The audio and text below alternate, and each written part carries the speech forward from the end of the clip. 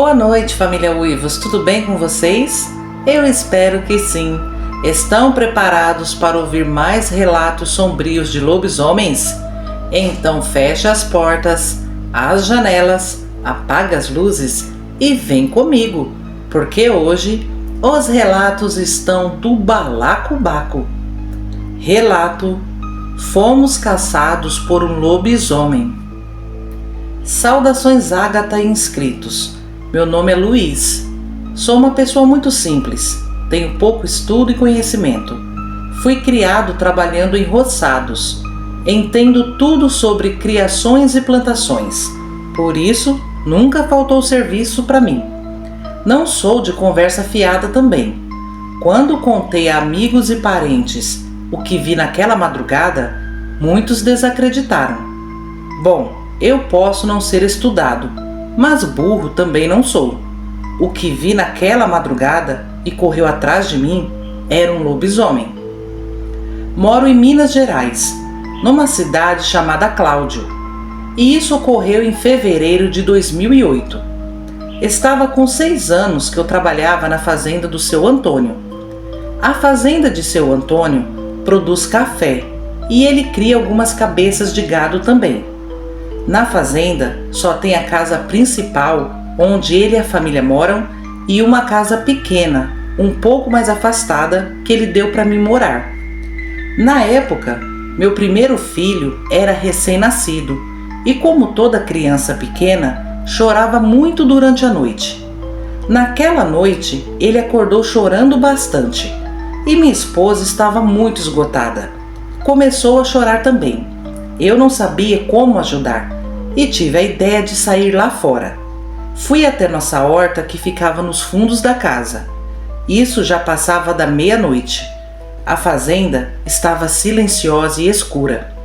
Chegando na horta, me abaixei com uma faquinha nas mãos e comecei a pegar erva cidreira para fazer um chá para minha esposa. Quando me levantei e ergui a cabeça, olhei para o céu, pois vi algo que nunca tinha visto antes e me chamou a atenção. Eram luzes muito rápidas. Aquilo parecia um objeto achatado rodeado de luzes que ficava voando em círculos. Depois parava como se estivesse planeando. Não parecia avião, helicóptero e nada do que eu já tinha visto. Fiquei curioso com aquilo que passou bem em cima da fazenda do seu Antônio e estava indo na direção do pasto. Na hora me lembrei do caso de Varginha, que tinha acontecido anos antes. Eu acompanhei aquele caso pelo jornalismo local e quem é da região sabe que tudo o que aconteceu foi verdade. Por muito tempo, o exército tomou conta de Varginha e também de outras cidades que tinham relatos de avistamentos de ETs. Quando vi aquilo no céu, corri para a casa do seu Antônio para chamá-lo. Bati na porta umas 3 vezes e chamei: Seu Antônio, Seu Antônio. Um tempo depois ele abriu a porta e, meio sonolento, me perguntou: Oxe, Luiz, aconteceu alguma coisa? E eu respondi: Seu Antônio, eu vi um negócio no céu. Rápido, venha comigo ver. Seu Antônio pegou uma lanterna e foi me acompanhando. Quando chegamos na horta, eu apontei para o céu e ainda dava para ver aquelas luzinhas se movimentando. Só que agora estavam mais longe. Já tinham passado pelo pasto e estava indo para fora da propriedade, na direção de um riacho que tinha mais adiante. Seu Antônio me olhou incrédulo e falou: Ave Maria, Luiz, deve ser o ET que falaram na televisão. E eu concordei. Aquilo bateu uma curiosidade muito grande na gente e resolvemos seguir aquelas luzes. Voltei para casa correndo, entreguei a erva cidreira para minha esposa e disse para ela: Rosângela, eu acabei de ver umas luzes estranhas no céu. Seu Antônio me chamou para ir com ele ver do que se trata. Faça o chá e beba, viu? E tranque bem a porta que já já eu volto. Então peguei uma lanterna, coloquei as botas e fui de encontro ao seu Antônio, que já estava pronto, e segurava pela corrente os 2 cachorros da fazenda. Eram 2 filas bem valentes. Começamos a atravessar o pasto. Somente a lua e a lanterna nos ajudavam a enxergar. Meu coração estava acelerado. Eu tinha medo do que poderia ver e, ao mesmo tempo, muita curiosidade. Seu Antônio não demonstrava medo. Ele falava que ia ficar famoso se aquela nave caísse na sua fazenda. Em certo momento, eu até perguntei se ele não tinha medo, e ele me disse que só tinha medo das mãos de Deus. O gado estava inquieto, e eu deduzi que era por causa daquelas luzes. Foi então que, depois de muito andar no meio daquela escuridão, chegamos à cerca da fazenda. E eu falei para o seu Antônio: Seu Antônio, essas luzes estão indo na direção do riacho. Da cerca para lá é mata fechada. E ele me respondeu: Rapaz, se chegamos até aqui, vamos até o fim. Eu tô curioso para saber que trem é esse. Então passamos pela cerca e entramos naquela mata. Os cachorros iam tranquilos, farejando o mato, e as lanternas iluminavam muito pouco à nossa frente. O tempo todo íamos conversando sobre os ETs de Varginha. Foi quando, de repente, os cachorros começaram a rosnar e latir. Seu Antônio me olhou assustado e falou: Luiz, eles devem estar por aqui. Eu fiquei todo arrepiado e mirei a lanterna ao redor. Continuamos andando, só que mais devagar e atentos. Mas os cachorros latiam muito alto e tentavam se soltar das correntes. Faltava pouco mais de 500 metros para chegarmos à beira do riacho, quando os cachorros deram uma arrancada muito forte, que derrubou seu Antônio no chão. Nisso eles correram em disparada no meio do mato.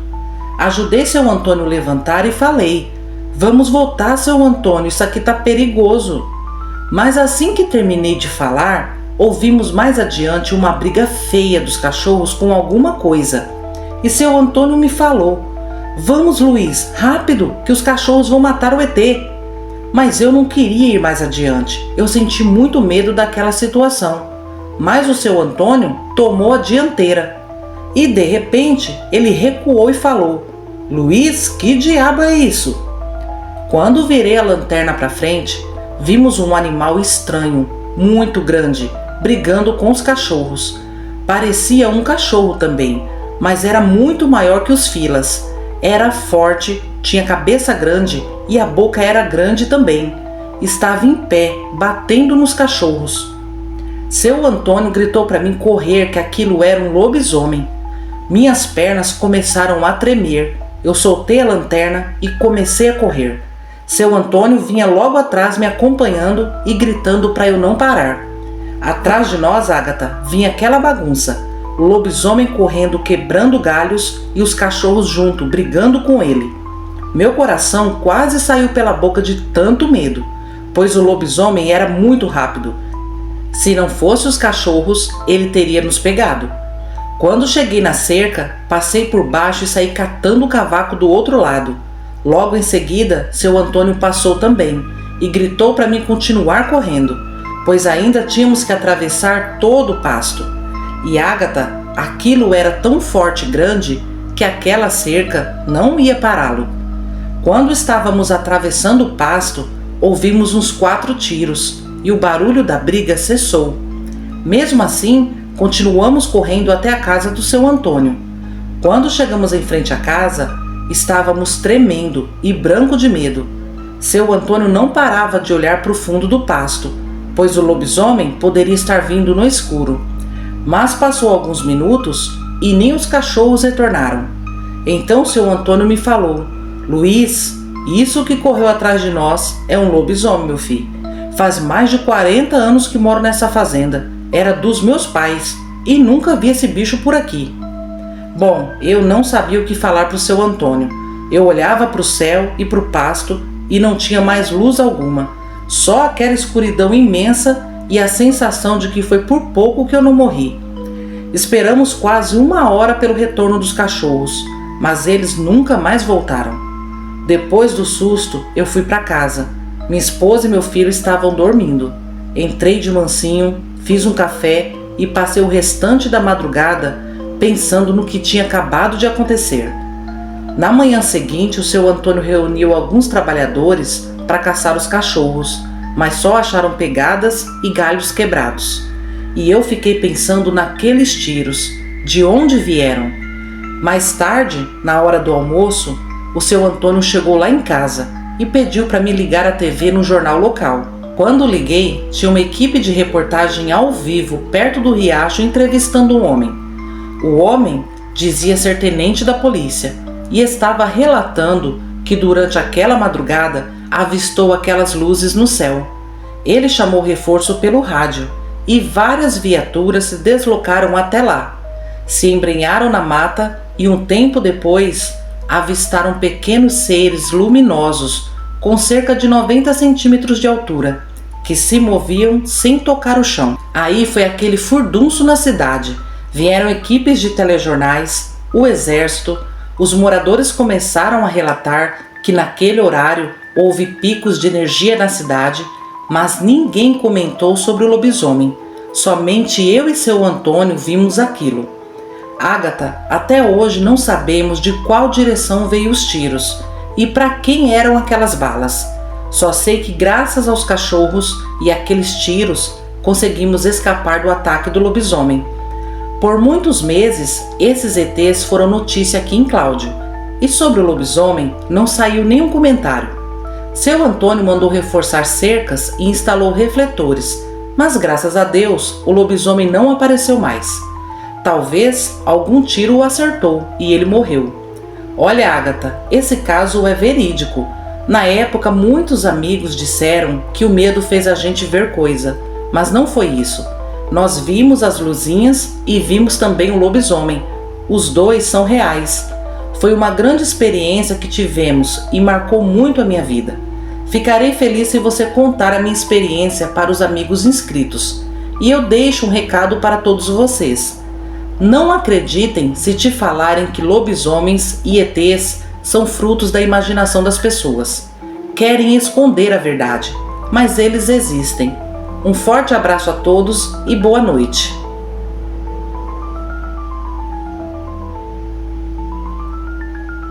Relato As Feras Entre Nós, parte 2. A noite em que fomos nos esconder no covil dos vira-bicho. Saudações, amigos do canal Uivos, aqui é o César.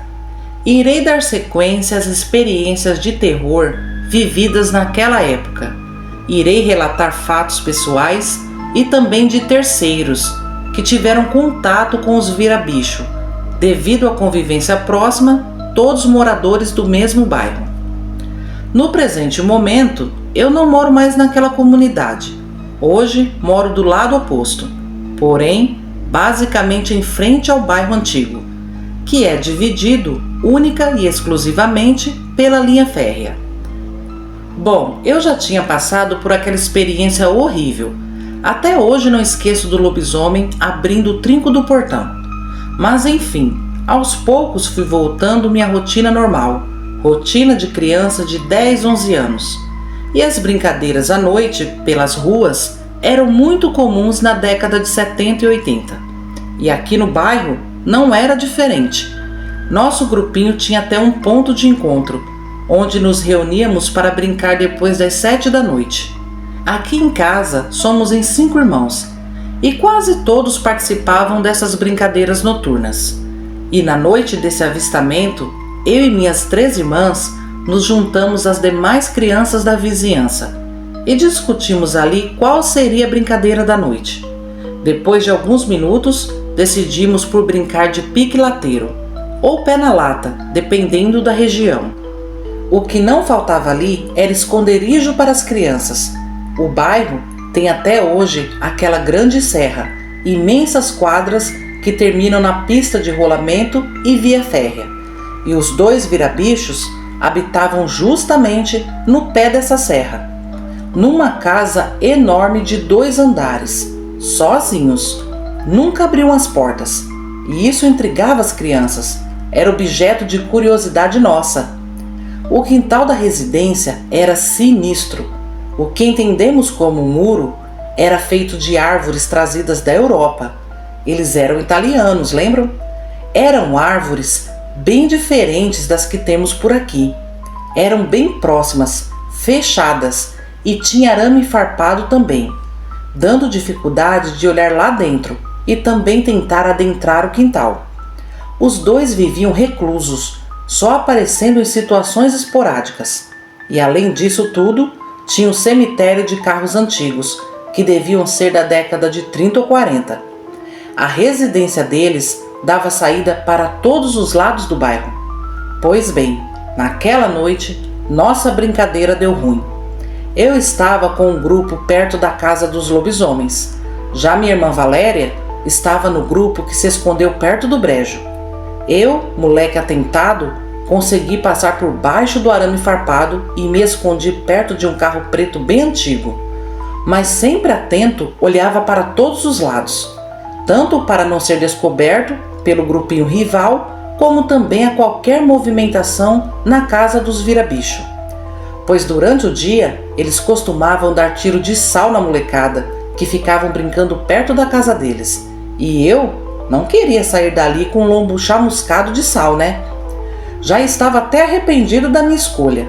Mas por outro lado, eu tinha fascínio naqueles carros antigos. Aí aconteceu que em dado momento, de onde eu estava escondido, percebi um movimento nas árvores que dava para o lado do brejo. Vi de relance uma coisa se esgueirando sorrateiramente.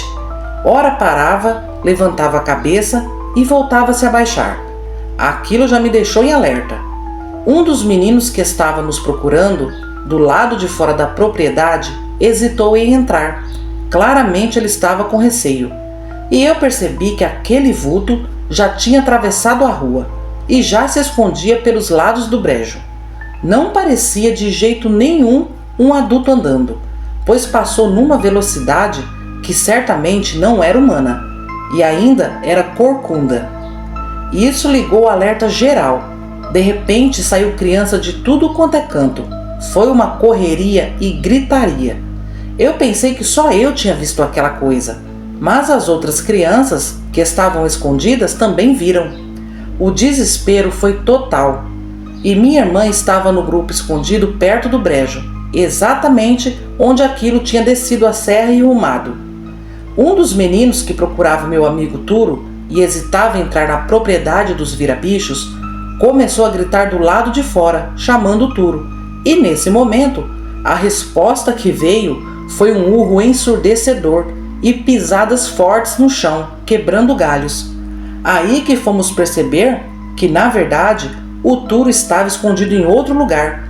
Então quem estava ali era o Coisa Ruim, e claramente não estava gostando daquele monte de crianças brincando e se escondendo em seu território. Só sei que a correria foi muito grande. Era criança chorando, correndo para casa. Eu também corri de medo e logo os adultos saíram para fora para saber o que estava acontecendo. Tinha uns homens na adega mais adiante que também vieram saber o que estava acontecendo.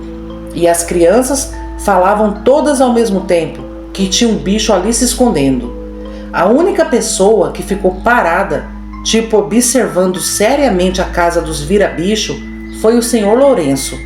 Minha irmã contou que o filho dele foi a criança que estava mais perto e viu o vulto com terríveis olhos acesos, olhos demoníacos, lhe encarando. Olha, não sei se naquela noite era o pai ou o filho transformado, ou os dois, mas não atacou e arrastou alguma criança porque não quis. Acho que devido ao horário, por ser pouco mais das 7 da noite, e ainda ter alguma movimentação ali por perto de pessoas adultas. Pois bem, os pais ficaram ressabiados e advertiram os filhos para ficarem longe daquela casa e arrumarem outras brincadeiras. Se algum morador ainda tinha dúvidas de que tinha algo errado com pai e filho, ali ficaram de orelhas em pé. Entre tantos becos, pé de serra, brejo, carros velhos abandonados, tivemos muita sorte de não ser pego por aquelas coisas. Mas vocês pensam que os eventos sinistros com as duas feras acabaram? Teve outras situações mais sinistras ainda, e contarei no próximo relato. Muito obrigado e boa noite a todos. Que relatos, hein, amigos? No primeiro relato, o seu Luiz e o seu Antônio quase foram pegos pelo lobisomem, hein? Aí eu fiquei pensando, Imagina se eles não tivessem levado os cachorros. Porque, pelo que entendi, os tiros vieram bem depois, quando eles já tinham acessado a fazenda. E será que quem atirou? Atirou no bicho ou na direção das luzes? Quanto mistério, hein, gente? No segundo relato, o inscrito César teve outra vez uma experiência nada agradável. E dessa vez, ele não foi o único que viu e ouviu. Até agora, o que me parece é que pai e filho não mexiam com ninguém, mas também não queriam ter seu segredo revelado, né? Deve ser sinistro ter vizinhos que viram lobisomem, não é? Eu estou curiosa para saber o desfecho dessa história. Família, se vocês gostaram dos relatos, eu peço que deixem um comentário, um like e um hype para ajudar o canal Uivos, ok? E agora vamos aos salves de hoje. Vai um salve para Joana Santos Saraiva, Iraci Souto, Andy, Severina Barbosa, Marisa, Nilce do Lago, Marcelo Stradman, Verdades Inconvenientes, Luciana Souza, Simone Fagundes, Ângelo Augusto da Silva, Guilherme Martins, Vanessa Carolina Coelho, Divina da Silva, João Passoni, Bárbara Dias, Bárbara Cristina Araújo, Né Oliveira, Isa Silva, Maria de Fátima Soares, Luciano Luiz Sena, Eliezer Gonçalves, Quinha Caragua, Ailton Marinho, Miriam Abade, Rosimeire Ramos, Sônia Maria Moura, Jaqueline Souza da Silva, Francisco Oliveira, Patrícia Pereira, Maria Alves Menezes, Sandra Helena, Vanessa Pereira da Silva, Tânia Tomico, Cantinho da Ed, Arlete de Freitas, Florinda Dias, Clairton de Souza, Ayala Isabelle, Paulo Daltro, Dani Ribeiro, Reinaldo Ferreira e Cláudia Costa. Família, muito obrigado por ficarem comigo até o final do vídeo. Me despeço desejando uma noite abençoada, uma excelente semana para vocês, um abração da sua amiga Ágata e até sexta-feira, família Uivos. Tchau, tchau!